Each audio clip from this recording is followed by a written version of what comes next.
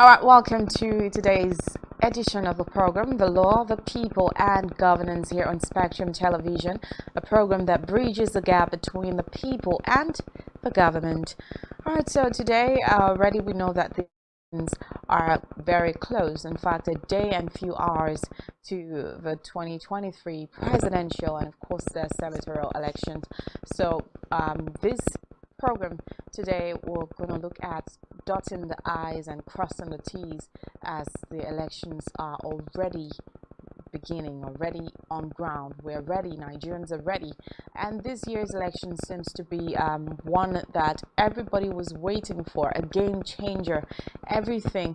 This is one of the elections that I must say has gathered so much momentum. And of course today, you know that we are going to discuss something that has to do with the elections until the elections are over. My name is Rachel David White. To stay tuned. When we come back, we'll bring our guest and we start the show. Stay tuned.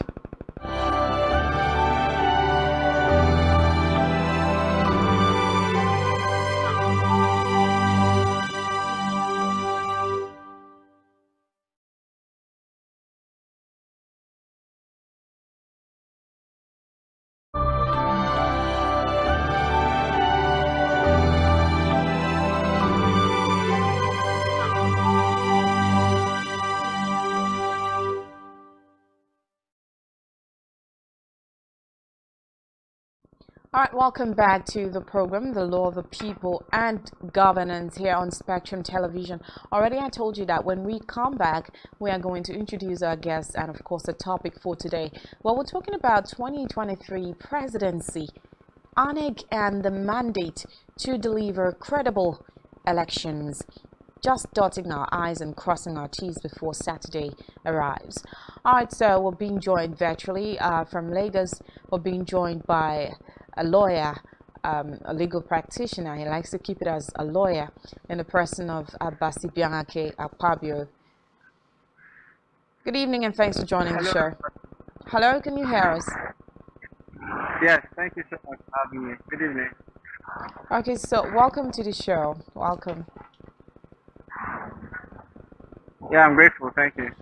All right, so let me first of all ask you, as a Nigerian, what's I don't know if you feel it, but what do you feel about Saturday? You know, it's just in a matter of a day and some hours. Is there any special anxiety? You know, that feeling that you're prepared, you can't wait to make the decision that's going to change the country forever. Do you have any special feeling? Well, personal note, I am not very anxious about Saturday. Wow. It's going to be a day like all normal days. I'm not a politician, so I'm not a major player.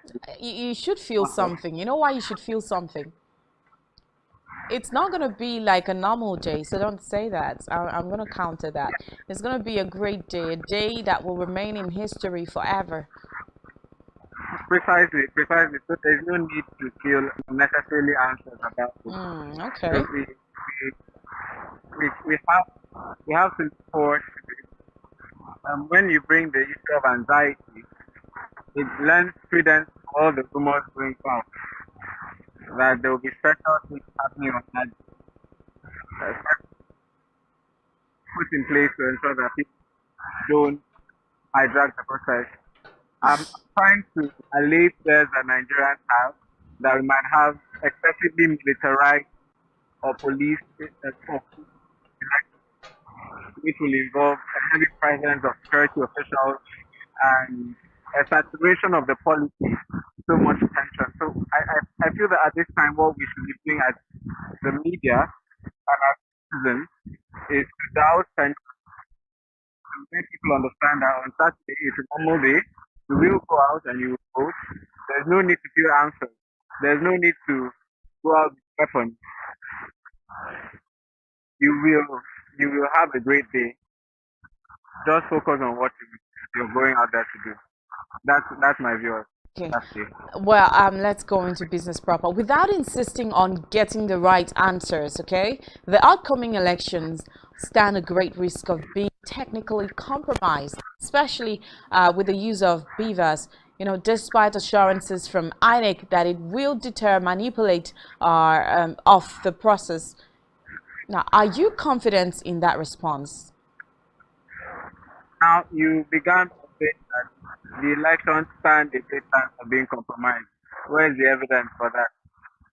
So here's the thing. Nigerians have this infatuation, this longing to always,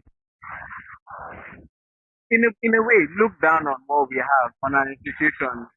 So we haven't had incidents of INEC failing in Ekiti and Osun, and we have had assurance. We have a stronger electoral law now. We have a very committed Overvoting organization, again. which is showing that they're going to be serious. So I feel we should give them the benefit of doubt. There's no evidence that INEC will be compromised. INEC wasn't compromised in Ekiti. They could either compromised in Osun. So all of these are basically things which we should lay behind us and wait until the process play out as yeah. There's no need to be excessively negative about it. Okay, well, talking about Oshun, of course, we still had the issue of overvoting, which the spokesperson over there said that issue came as a result of, the result not being synchronized. Well, what makes you think, or, what gives you the confidence that, come on, we're not going to have this issue of overvoting again? Now, I'm not saying that we cannot have that issue, but I'm saying that INEC over the years has been evolving. Certainly, the INEC that we had in 2016 is not the INEC that we had in 2015. It's not the INEC that we had in 2019. And I am aware, I'm sure that the INEC that we will have on 25th of February is not the INEC that we had at 26 or soon. Okay, so we're hopeful. We are hoping that people can learn from their mistakes. Okay. Well, INEC, through its Commissioner of Voter Education, Festus Okoye, initially told Nigerians that the new data capturing protocol deployed during the last continuous voter register makes it difficult to manipulate. Yet, now desperate politicians working hand in hand with a few, let's say, compromised INEC staffs found a way to beat the system on a board fake registrants. This is evidenced by the displayed voter register and the concerns from the Osun governorship election, which you just talked about. Now, aren't you worried that Osun example would give room for a reoccurrence? As I've told you, we had these assurances, and they seemed to be loopholes to assurances. But we have had assurances again that INEC will look at those loopholes and will work to close them up. We are building systems, and of course, in the process of building systems, there have to be some flaws. But what I think is very important, more important in fact than the failures, is the commitment by INEC to make sure that these failures are not repeated. We can of course crucify all the INEC staff after February 25 if these things fail. I didn't get that last point. You're saying we can crucify. Yeah, but until and unless, yes. When I say that, I mean, of course, criticize. Okay, we can hold them accountable. Criticize them. Yes. By if these things fail, and if the assurance goes to nothing, but unless and until those assurances go to nothing, they deserve the benefit of the doubt. Oh, okay. All right. We're hopeful. Let me still say we are hopeful because we don't need situations where we need to hold them accountable. Things must work right. Well, President Buhari has vowed to, leave behind a legacy of conducting free, fair, and credible elections with a mandate given to INEC to ensure this happens. Do you consider this a necessary pressure on the electoral body? I feel it's an encouragement. Oh, okay. We're having a situation where, for the first time in a long time, we're having people who have a lot of power and they are deciding that power should be used to protect our institutions and not to bully those. We're having a commitment to have stronger institutions and to use executive powers to enable agency cooperation towards a stronger election. I am confident, rather than pressurizing, and it is bolstering them, and it is ensuring that in the end of the day, Nigerians might not be disappointed, not be so disappointed in the process as have been previously. Okay. All right. That's you still giving us hope. But we'll go on a short break, and when we come right back, we're going to look at the issue on ground again. Just stay tuned.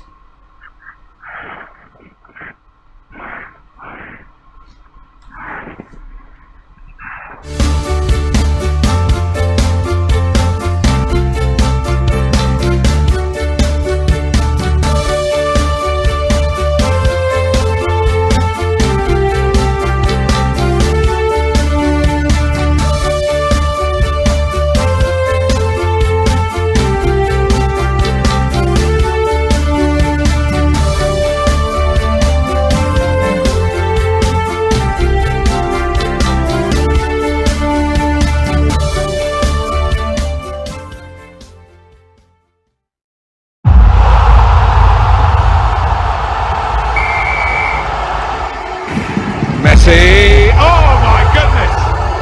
Oh my goodness. When it comes to football, the passion is unrivaled and the heat never stops. Be a part of the unending action on Battle of the Fans. What a finish. Battle of the Fans. Exclusive to SpectrumTv. The countdown is on as Nigeria decides who becomes its next president. The 2023 elections is upon us and the stage is set. At SpectrumTv, we have just one job: to keep you professionally and effectively informed round the clock as Nigeria decides. SpectrumTv Nigeria Decides Studio opens Friday, 24th February, 1 p.m. to 5 p.m. and on the D-Day, Saturday, 25th February, 7 a.m. to 6 p.m. as well as on Sunday, 26th February, 10 a.m.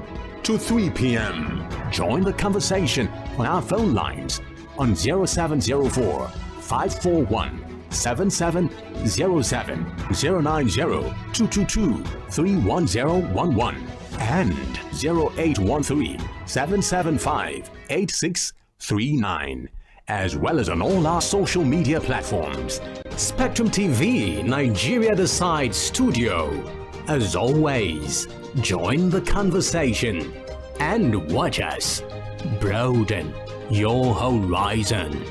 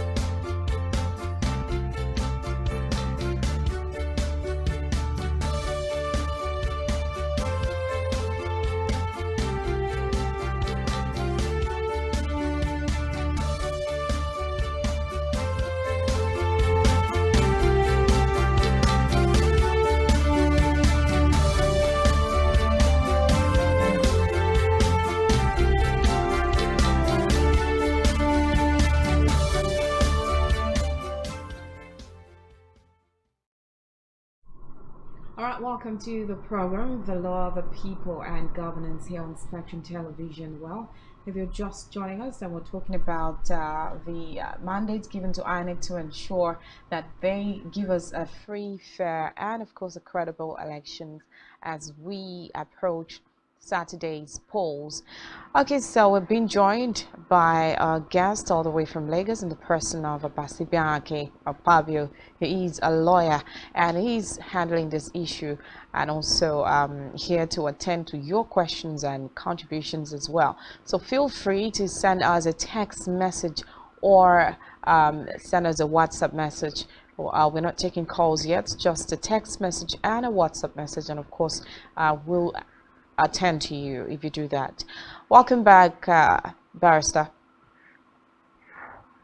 Thank you very much. All right, Barrister, as the electoral umpire, INEC has the mandate to deliver on its assigned task, judging from experiences with elections of 4 years back. Do you feel this present INEC, led by Professor Mahmoud Yakubu, can deliver on the mandate we are talking about, considering allegations over the years that INEC usually colludes with ruling parties to truncate the electoral processes? Thank you very much for your question. I wish to draw your attention to that. You said from previous experience. However, we cannot measure INEC's capacity for this election on previous experiences entirely, because these elections will be based on a new set of laws and new guidelines. Look at, for instance, the process we have seen. Chino Achebe was the famous person who wrote that Eleke the bird has said that because the hunters have learned to shoot without missing, he has learned to fly without touching. So INEC has become like Chino Achebe's Eleke the bird. It has decided to innovate, to adapt, to get one step faster. So the INEC that we have now, floated with the Electoral Act 2022, cannot fall prey to some of the problems with the previous versions of INEC. So we have had an INEC that has been scraped and has put on a new app, and we are seeing that they are more capable of conquering the problems that have before elections in the past. Of course, there would be bad eggs within the system who tend to lose. It's very difficult to have individuals who are very apolitical. So it's a very dangerous mix. You try to bring in people, you hope that they would stay neutral, but they would be sympathetic to one person or the other. And so at the end of the day, you have to just do it and hope that your official won't try to be fifth columnist in your own army. Those fears are very dangerous, but they at least have the assurances from those who lead INEC that they will try as much as they can to minimize incidents of collusion with political parties. Okay, well, there have been concerns around the entire, CVR process, a whole lot of things, and PVC distribution, with so many failed or invalid registrations and PVCs uncollected. Now, would you trace that to INEC's incompetence or negligence on the part of or would you say negligence on the part of Nigerians, as this would mean possible disenchantment in many quarters? Thank you very much. You have put two possible answers there. Okay. You have talked about INEC and you have talked about Nigeria. Honestly, if people could not collect their PVC, they have to explain why they couldn't.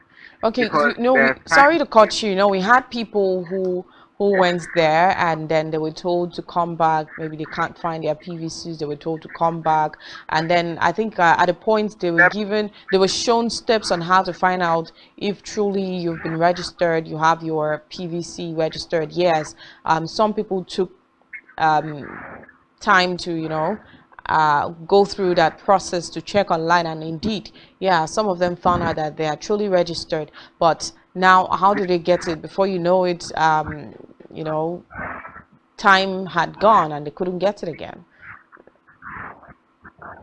Honestly, when people talk about incompetence, sometimes you have to also cast the searchlight around. It's very easy to sit in the comfort of our offices and to blame our fellow countrymen who are trying very hard to make us vote in elections. But what role are we playing as individuals? I don't understand why we couldn't get our PVCs within that time. There could be some valid reasons, yes. But on the part of a regulator like NX, what have they done? They have tried to extend it. I mean, the deadline for getting your voter card. They have tried to back on massive voter education. The process, in fact, I registered my if I may speak of a personal experience, and I did that from the comfort of my PC at home. And I said, okay, when it's time you give a message, you can be checking, and then you get the answer and you get your card. So they have tried to simplify that process, and I feel it might be very unfair, brutally unfair of us, to believe that they were incompetent even after taking all the steps to ensure the Nigerians get it. For whatever reason, some people didn't get it, or didn't get to have their PVC, and so could not vote. The question is, how diligent have they been taking steps to get that? And if they have indeed to get that, it is not the end of the world if you can't vote in 2023. You can as well vote in the last 20 years. I'm sorry, and I really empathize with them for being different. But voter collection, voter registration and collection of voter cards can't go on forever. It can't be ad infinitum. There has to be a limit that we know those on the register. We know vote. And INEC acted purely within the jurisdiction. So there's no question of that disenfranchising people. Okay, so you're totally blaming it on the negligence of Nigerians. So on the part of INEC, would you say that there is any fault, or would you say, yeah, you've given it 100% to them? No, I'm not giving 100% to them. Of course, people didn't get their cards. I've said that there could be valid reasons for why people did not get their PVC. I mean, there could be valid reasons why people say, I didn't get my PVC. I expect that INEC was to give me my PVC. But all of these have to be on a case basis. When did the call for voter registration begin? When did you go and register? So we don't expect that the deadline is in about a month. And some people sometimes go INEC offices and start to quote their rights under the constitution to vote and be voted for. Okay. Yes, that's and I believe a lot of us have been cued to criticize it as if they were oh. Honestly, these are people who they go to work by 8, they have to close by 6 p.m. As much as we expect that to be robots and superhuman trying to ensure that we vote every day, to ensure that we have to be we have to help them by coming out early. And one thing I always say, it applies to legal practice, it applies also to life. Have you done all which you could reasonably have done? In this case, to ensure that you got your card in time. If you did all of that and you didn't get your card in time, of course, we can't approach the court, hold INEC to account so that INEC very left out this man or this woman in the electoral process. There was a relation of duty, and they should be held accountable. In fact, they should maybe pay damages for that. Okay.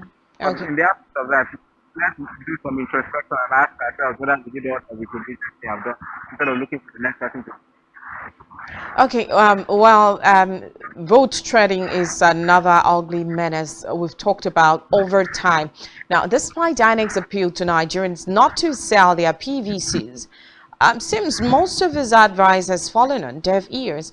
The Naira redesign policy was initiated to tackle this menace, but it appears most people are already cultured to selling their PVCs, their votes actually, and this could derail INEC's effort.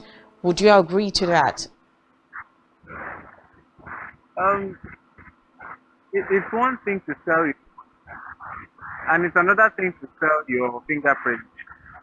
We have cities with need fingerprint. I don't know what anybody can do with cards when there are no fingerprints to match those cards, and therefore authorize people to vote at the election. So I'm really skeptical. I'm trying to be someone who keeps their head above all the confusion and all the emotion around some things. So people saying that cards are being sold. Okay, what are they using them for? Is it like a collection? But of course, Would they put it? I'm sure you've seen some videos that trended some weeks back, and even last year, where you see some people that are not even Nigerians, you know, being arrested with multiple voter cards, a lot of them. So, Of what would you course, say they will about? be arrested with them. But it's one thing. Okay, Now, who can we? don't you think that No, no. fine, the I'm fingerprints making. and what did you say? No, I'm trying to make a point. I'm Okay. trying to make a point. Now, somebody going to the huge stack of voter cards, what is he going to do with them if he does not have a fingerprint? It's like going to steal a huge stack of old naira notes. What are you going to do with it? Okay, can I say something now? Yes, if you can Okay, go on now. yes. Fine, they're not going to be able to use it to vote, but have you thought about the numbers of people, the number of votes we've already lost? People that had these voters cards that would have loved to vote, but yet they don't have. Don't you think we've lost a certain number of votes? Considering the fact that we have large number of voters who have been registered, and then the turnout for voting happens to, you know, really go down because they don't have voters cards to vote. Of course, now that's a very valid point.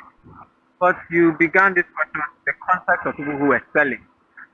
So if anybody with their two eyes holds their cards, I don't know about them. But if people are honestly being deprived of the opportunity to have cards when those cards exist and to vote, then that's sad. And of course, it lends credence to the fact that you said quite earlier on that there is some fear, some agitation, if you might put it, that and could be working in cahoots with some people. But these are elements, of course, are not representative of the larger mother body. So we can't also make that hasty generalization and say that I sell voter cards to people. But if these happen, of course, they are very unfortunate issues, and we should condemn them, and we should hope these are exposed and popularized and that people get their cards. But honestly, if people put their cards, there's nothing that anybody can do. It's not going to aid in voting, but it surely is going to stop people from voting. It's not going to aid in getting more votes to anybody. But of course, it means that people who could have otherwise voted won't be able to vote. Okay. Well, insecurity was a major reason for the postponing of some of the polls, like the 2015 polls, and even some in some states. We had states that, you know, some elections had to be postponed because of insecurity issues. We still have pockets of insecurity in some parts of the country today, coupled with other noticeable challenges. Now, should INEC cow in the face of this and call for a postponement of the polls if it will safeguard lives and properties, or it's too late for such?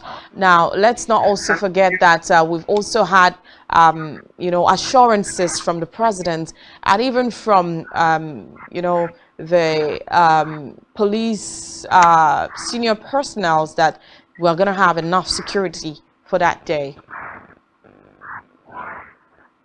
Yes, when we talk about the electoral process, we have to be facts and figures. It is quite true that anybody who wants to say look at this country just and say, it's bedeviled by insecurity. When last did you hear that there was mass invasion of any community by Boko Haram? What news that so far? Okay, When well, last did we was mass kidnapping? When last did we hear that there was, now apart from the southeast? of course, you know that we also have people who have been assassinated or kidnapped in one way or the other. Recently, we had we've had Yes, couple of. What did you say? no, I'm coming to that. I'm coming to Oh, that. okay. So apart from the southeast, we can say that there has been selective restoration of the security situation in parts of the country which previously were volatile, particularly in the north. Now, speaking of the southeast has a developing situation. It has a non-conventional unrest. We have a lot of instability there. Oh, so we But of have course, these are issues to pockets. worry about.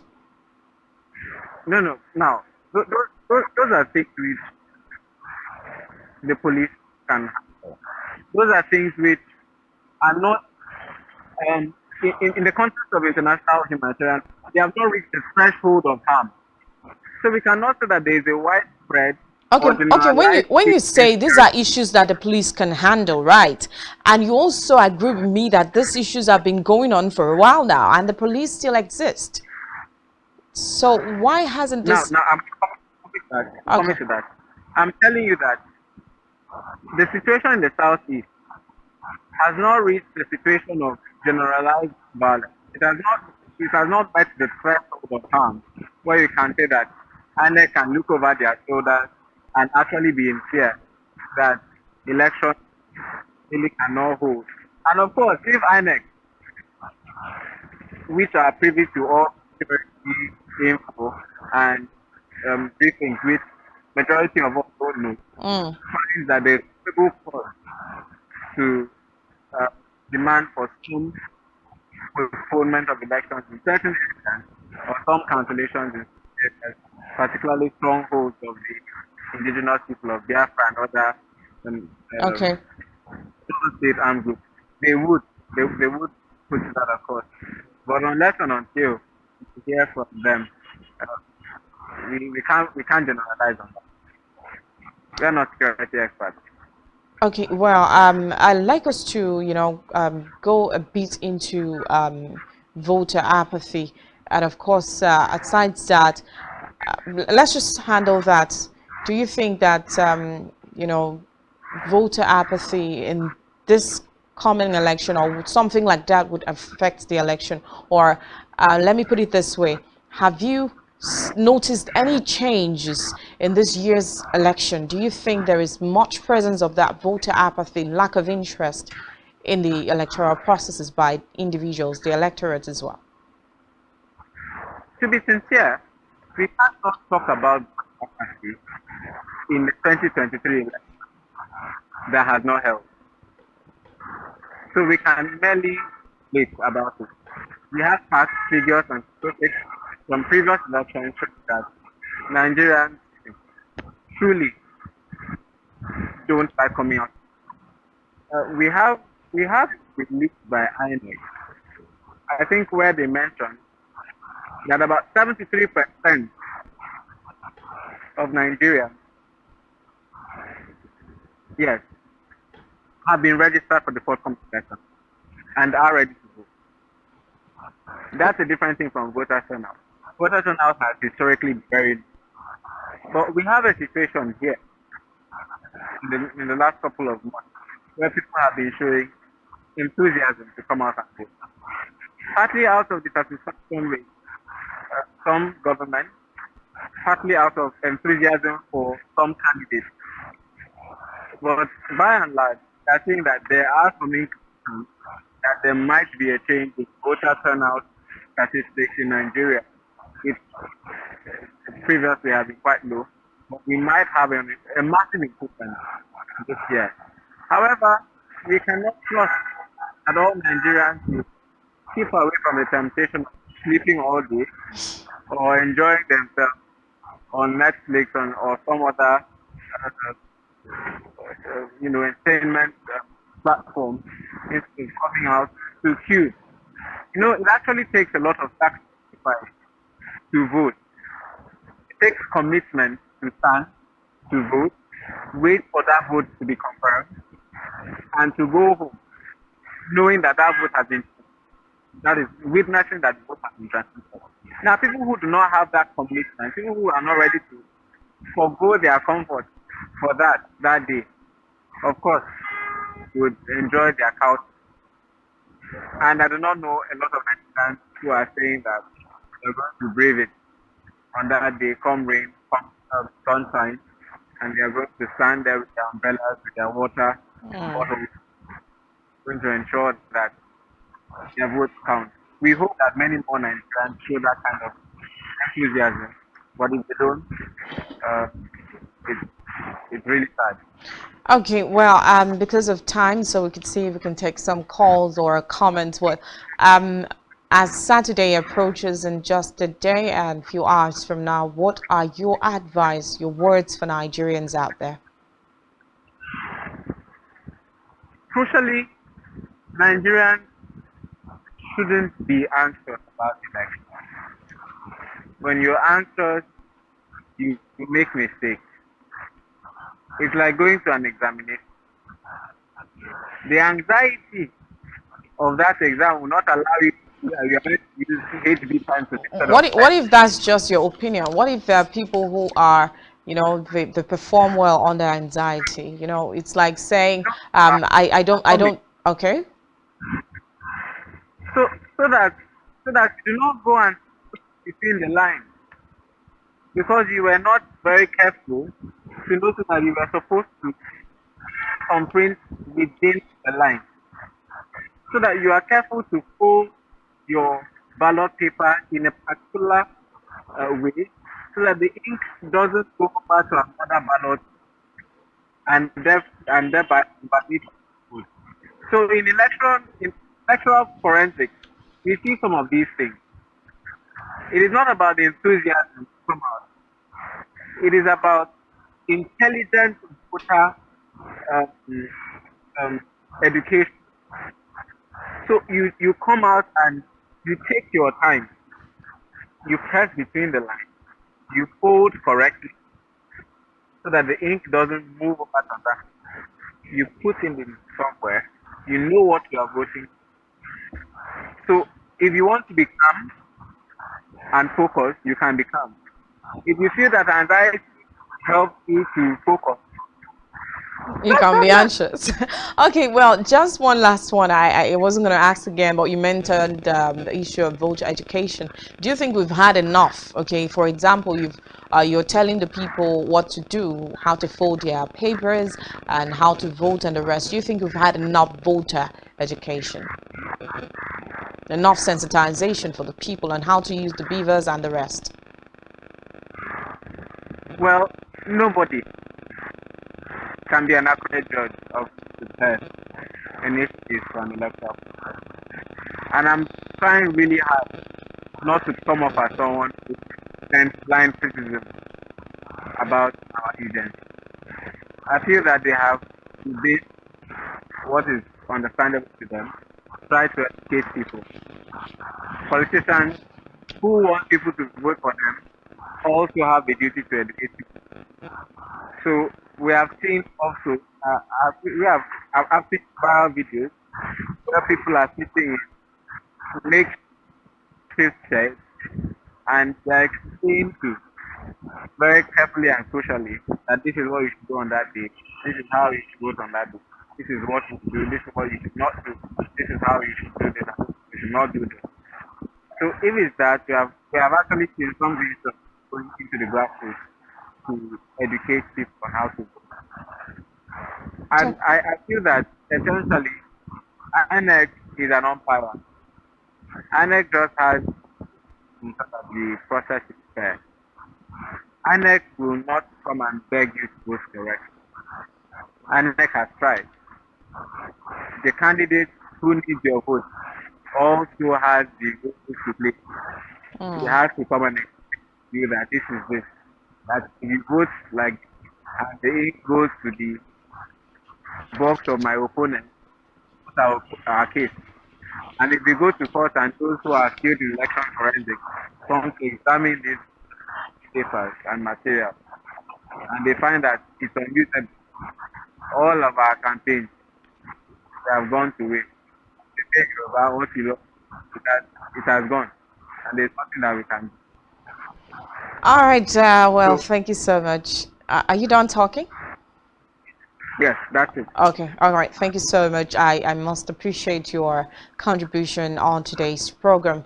I will hope to have you some other time. Thank you, Barrister Abasibiake Akpabio, for joining the show. I'm very grateful. And I must apologize. I was not as activist and critical as people might have expected lawyers to be, but I feel that we should move away from pessimism in our electoral processes Okay. to a season of optimism. Thank you so much. Thank you. Really appreciate it. You're welcome. All right, so this is the program, The Law, the People, and Governance here on Spectrum Television. We'll see if we can take 2 or 3 calls before we wrap it up for today. Feel free to call the number on your TV screen, send a text message or a WhatsApp message. Join the conversation. Let's talk. Let's dot our I's and cross our T's as you know that the elections are coming on Saturday. What are your plans? What do you think should be put in place before Saturday comes? What do you think should change? What do you think, or what do you envisage it's going to happen for Saturday? Let's find out this while you put a call across to us on the number on your TV screen, or send us a WhatsApp message or a text message. Let's see if we can take a call. All right, so let's start one. Keep the calls coming. The number is on your screen. Feel free to send a text message or a WhatsApp message. And let's talk about Nigeria's one of Africa's biggest elections. I must say Nigeria is truly the giant of Africa. That is why this year's election is a thing of concerns for all the countries around the world. A whole lot of people. We had a speech, a strong speech from the former president of the United States in the person of Barack Obama, giving his strong advice to Nigerians and telling us what we need to do, and even advising our leaders as well. Now, I think this is something we should take importance. This is a decision era. I must say, Saturday is a day we'll make a strong decision, a decision that may either, you know, keep Nigeria, may either make Nigeria, or may either break Nigeria. Whatever your decision is, you have to make that decision correctly. Like our guest says, if anxiety makes you do it well, then do it with anxiety. If it doesn't, then put it aside and let's vote right, vote wisely, vote rightly, avoid void votes by voting, putting your thumbprint into the box and not in between, you know, the boxes, but just inside the box, so you can be sure that your vote will count. Well, this is how far we can go on the show, and this is the last edition for the week. Trust we're going to have a great one next week, because next week we're going to have a new president who drives Nigeria. So we're going to have a great week next week. And this is just me telling you and pleading with you that your vote has to count, your vote must count, and your vote will count. So don't use Saturday to relax at home or play football or watch movie. Just go out and vote. Go out and make that decision that will change Nigeria for better for another 8 years or 4 years. Let's do this together. My name is Rachel David White. Don't forget to follow us on social media and subscribe to our YouTube handle, and all of which you can find on our website SpectrumTv.ng. Good evening. Just stay tuned. We'll have much programs coming your way.